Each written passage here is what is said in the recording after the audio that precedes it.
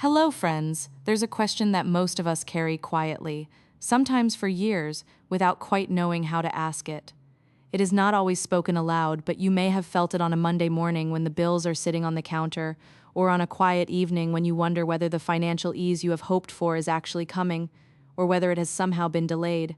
The question is simply this: when does money arrive in a person's life in a meaningful, lasting way?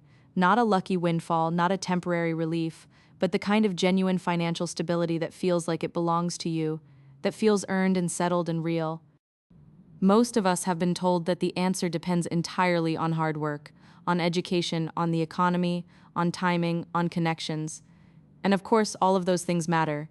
But numerology suggests that there is another layer to this question, a layer that has to do with the particular vibration of your birth, the numbers that describe your personal cycle, and the ages at which those cycles are most likely to open a door toward abundance. This is not about predicting the future in a rigid way.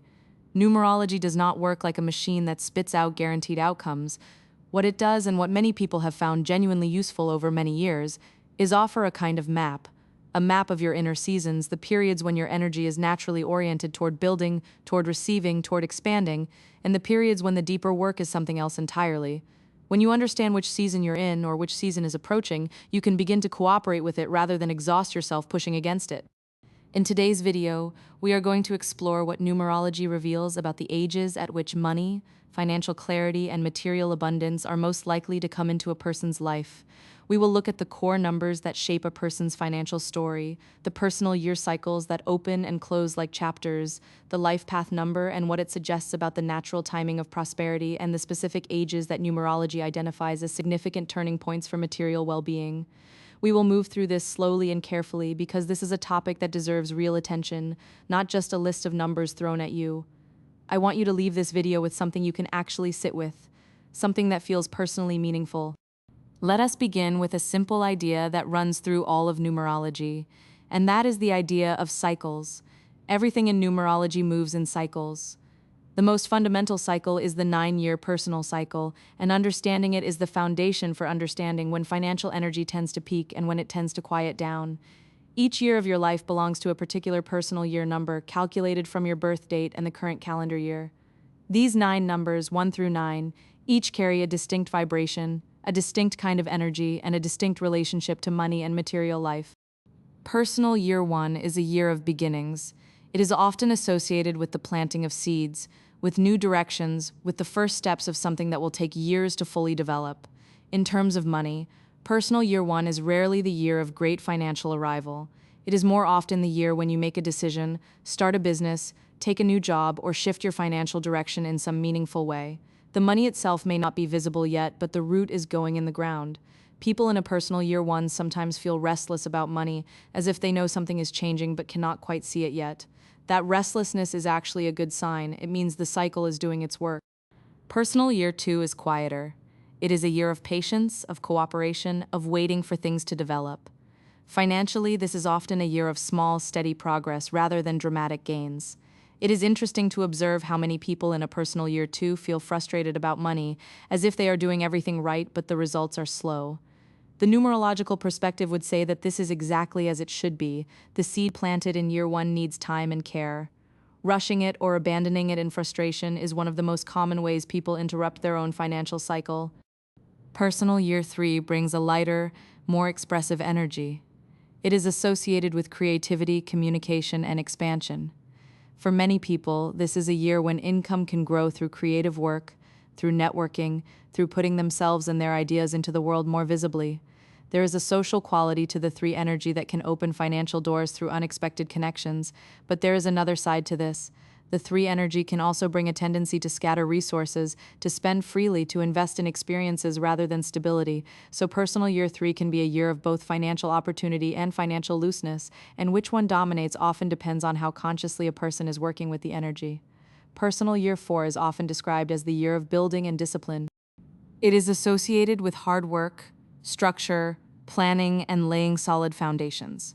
From a financial perspective, this is one of the most important years in the 9-year cycle.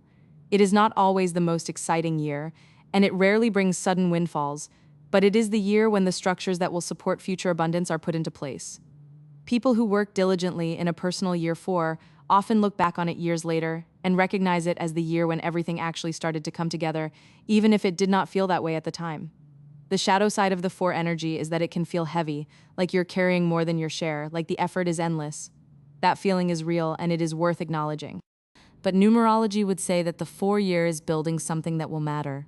Personal year 5 is a year of change, movement, and freedom. Financially, it can bring unexpected opportunities, shifts in income, new streams of revenue, or sudden changes in financial circumstances. It is one of the more unpredictable years in the cycle.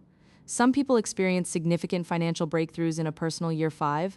Others experience disruptions, job changes, unexpected expenses. The 5 energy is fundamentally about liberation from whatever has become too fixed, and that applies to financial patterns as much as anything else. If you have been stuck in a financial situation that no longer serves you, a personal year 5 often brings the shift that moves you out of it, though not always in the way you expected. Personal year 6 is deeply connected to responsibility, family, home, and service. Financially, it is often a year of stability, of settling accounts, of investing in home and family life. Many people receive financial support or recognition in a personal year 6, particularly in connection with their work in service to others. It is also a year when financial decisions made in the context of relationships, partnerships, or family obligations tend to carry extra weight. The shadow side of the 6 is the tendency to give more than you receive, to overextend yourself financially for the sake of others. This is a generous impulse, but it is worth watching. Personal year 7 is the most inward of all the years. It is associated with reflection, solitude, inner development, and spiritual inquiry. Financially, it is rarely a year of great material expansion. Many people in a personal year 7 find that their attention turns away from money and toward deeper questions of meaning and purpose. This is not a problem, but it can feel disorienting if you're expecting financial momentum. The 7 year is better understood as a time of preparation, of inner alignment, of clarifying what you truly want and why. The financial rewards of this inner work often appear in the years that follow. Personal year 8 is the year that numerology most directly associates with money, power, and material abundance. It is the year when the cycles of planting, building, and preparing that have come before are most likely to produce visible, tangible results. Many people experience significant financial breakthroughs, promotions, business successes, or material gains in a personal year 8.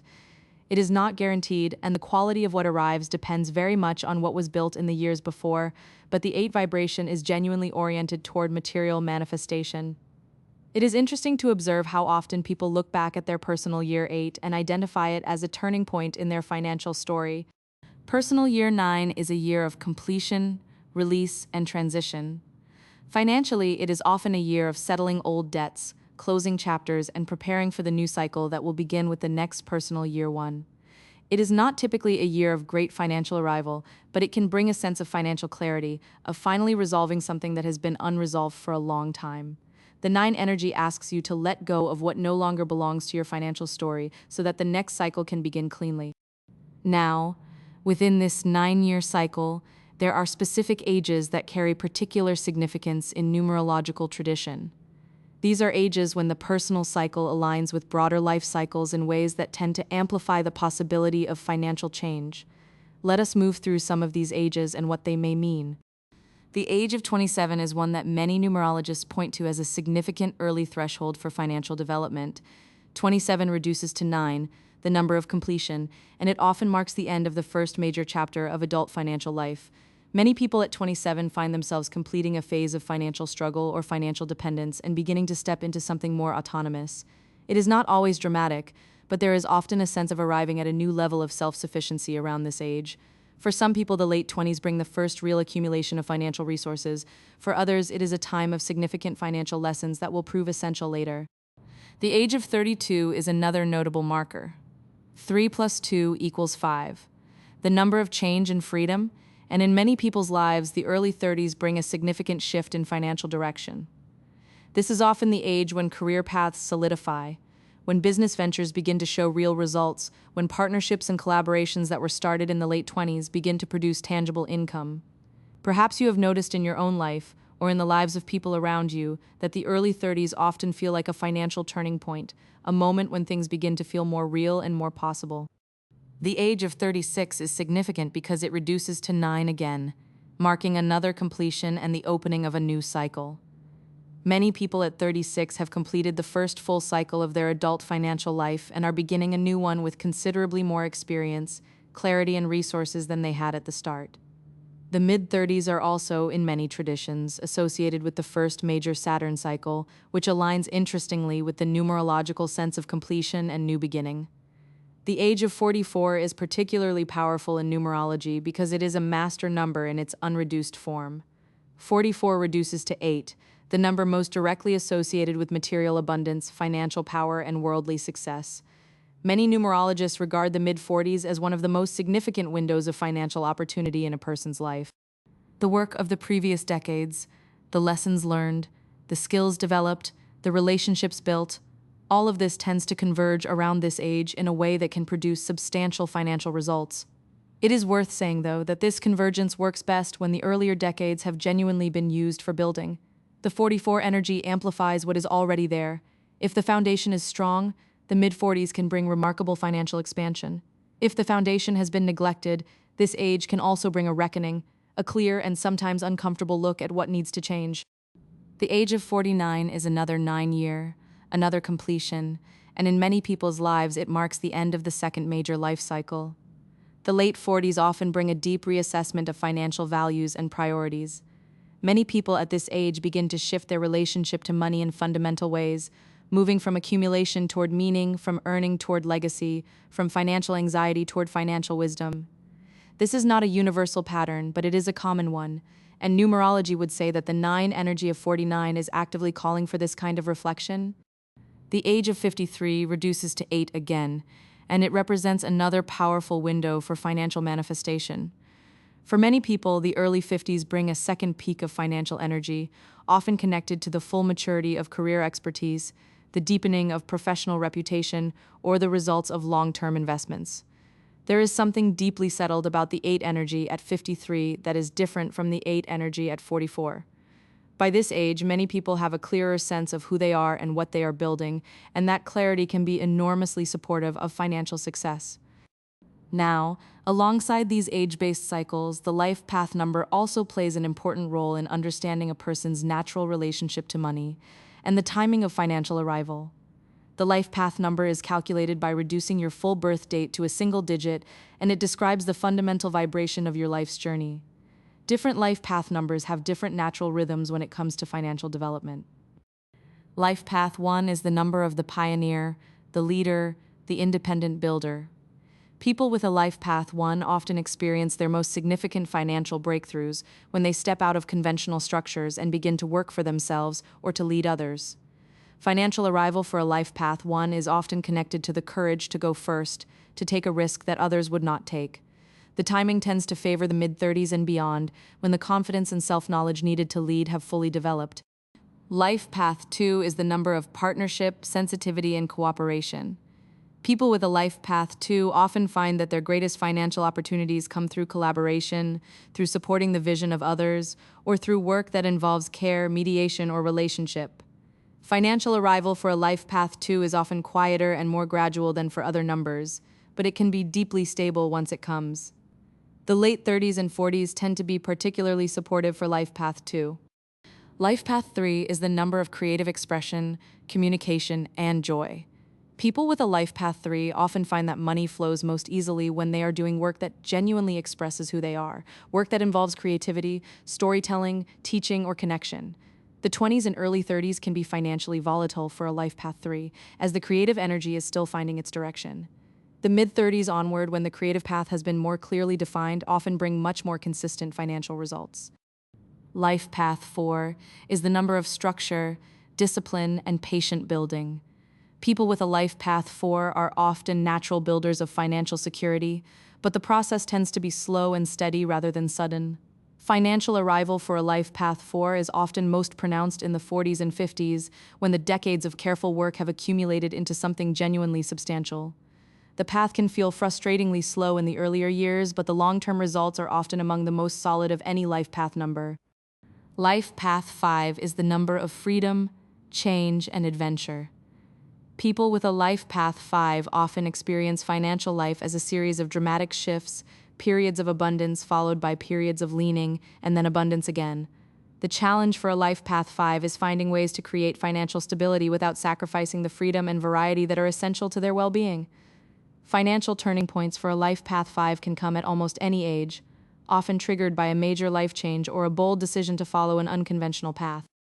Life Path 6 is the number of responsibility, service, and nurturing. People with a Life Path 6 often find that their financial well-being is closely tied to their relationships and their community. Money tends to come most naturally through work that involves caring for others, creating beauty, or building harmonious environments. The 30s and 40s are often the most financially productive decades for a Life Path 6, particularly when they have found work that genuinely serves others. Life Path 7 is the number of the seeker, the analyst, the person who needs depth and solitude. People with a Life Path 7 often have an unusual relationship to money, one that is less focused on accumulation and more focused on meaning. Financial arrival for a Life Path 7 is often connected to expertise, to the development of rare and specialized knowledge that the world genuinely needs. The 40s and 50s tend to be the most financially rewarding decades for a Life Path 7, when the depth of their knowledge has fully matured.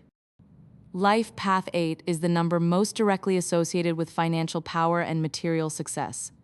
People with a Life Path 8 are often naturally oriented toward building wealth, toward understanding financial systems, toward leadership in material affairs, and yet, interestingly, many Life Path 8s experience significant financial struggle in their early adult years, as if the universe is testing their relationship to money before granting them full access to its power. The turning point for a Life Path 8 often comes in the late 30s or early 40s, when the lessons of the earlier years have been genuinely integrated. Life Path 9 is the number of completion, wisdom, and universal service. People with a Life Path 9 often find that money comes most naturally when they are working in service of something larger than themselves, when their work has a humanitarian or deeply meaningful dimension. Financial arrival for a Life Path 9 is often connected to a shift in motivation, a moment when they stop chasing money for its own sake and begin to focus on contribution. This shift often happens in the 40s or 50s, and it can bring a remarkable and unexpected financial ease. There is something worth saying here about the master numbers 11, 22, and 33, which some numerologists keep unreduced when they appear as life path numbers. People with a Life Path 11 often have an unusual financial journey, one that is closely tied to their spiritual and creative development. Financial stability for a Life Path 11 often comes later than for other numbers, but it can arrive with a depth and meaning that feels genuinely aligned with who they are. Life Path 22 is sometimes called the Master Builder, and people with this number often have the potential to create financial structures of real scale and significance. The challenge is that the 22 energy can feel overwhelming, and many people with this life path need considerable time and experience before they are ready to work at the level their number suggests. Life Path 33 is rare and is associated with a deeply service-oriented path, one where financial considerations are often secondary to the calling. Now, let us bring all of this together in a way that is practically useful. The question of when money will come to you is not answered by a single number or a single age. It is answered by the intersection of several things: your life path number and its natural rhythm, the personal year cycle you are currently in, the ages that mark significant numerological thresholds in your life, and the choices you are making in response to the energy that is available to you. Numerology does not remove the importance of action, of skill, of effort, of relationship. What it offers is a framework for understanding the timing of your efforts, for recognizing when to push and when to be patient, when to build and when to reflect. Perhaps you have felt at certain points in your life that everything you tried financially seemed to move slowly or encounter resistance, and then at other points, things seemed to open up almost effortlessly. Numerology would say that those different experiences were not random. They were reflections of the cycle you were in. The periods of resistance were not failures. They were years of preparation, of inner work, of foundation laying. The periods of ease were the harvest of that preparation. It is also worth saying that financial arrival is rarely just about numbers on a bank statement. In numerology, material abundance is understood as an outward expression of inner alignment. When a person is living in genuine accordance with their life path, when they are doing work that resonates with their core vibration, when they are in the right personal year cycle, money tends to flow more naturally. This is not a magical formula. It is more like a description of what happens when a person is genuinely in the right place at the right time, doing the right work, for the right reasons. I would invite you, as we come to the end of this video, to think about your own financial story. Think about the ages when things shifted for you, when money arrived, or when it seemed to withdraw. Think about whether those ages correspond to any of the numerological thresholds we have discussed. Think about what personal year you are in right now, and what kind of energy that year is asking of you. Are you in a building year, a planting year, a harvest year, or a completion year? And is your relationship to money right now in alignment with what that year actually calls for? Numerology is one lens, one way of understanding the patterns of your life. It is not the only lens, and it is not a substitute for the practical work of building financial health. But many people have found it to be a genuinely illuminating lens, one that brings a sense of meaning and timing to experiences that might otherwise feel random or unfair. There is a closely related subject that we will explore in a future video, and that is the numerology of your personal year cycles and how to use them for planning, not just financially, but in all areas of life. Understanding which year you are in and what it is asking of you can bring a remarkable sense of clarity and ease to everyday decisions. That is all for today, and I genuinely hope this was useful and interesting for you. If you would like to continue exploring these ideas together, please subscribe to the channel. I would be very glad to have you here.